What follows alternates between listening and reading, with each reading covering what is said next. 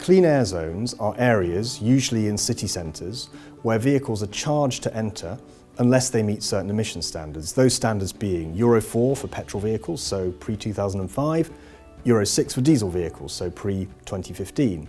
They operate much like London's congestion charging zone, so automatic number plate recognition tells whether you've driven in the zone and you pay a charge online. The reason they exist is because there are mandatory nitrogen dioxide standards which are not being met, and so in order to meet them, the government has mandated that certain cities with a nitrogen dioxide problem implement clean air zones. There are 4 classes of clean air zone, from Class A, focusing on buses, coaches, taxis and private hire, through to Class D, which includes all vehicles, including private cars. And there are certain exemptions, such as historic vehicles, military vehicles, and most clean air zones will exempt things like emergency services. Although clean air zones are only rising to prominence now, legally they are in fact road user charging schemes, which any traffic authority has had the power to implement since 2000.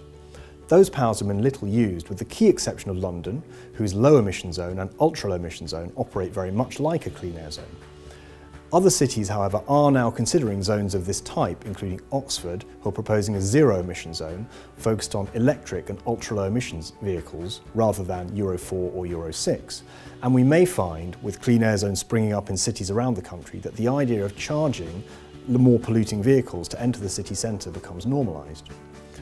Clean air zones and low emission zones are powerful legal instruments, but not without their challenges. At BDB Pitmans, we can advise on issues such as consultation, drafting the order, crafting an enforceable and legally robust scheme, and issues of subsidy control. Our experience in the sector is unrivaled, having advised on 6 major clean air zones, including the first, Bath, the largest in the country, Greater Manchester, and the first CAS-D to include private cars, Birmingham, going live on 1st of June, as well as on the Oxford Zero Emission Zone.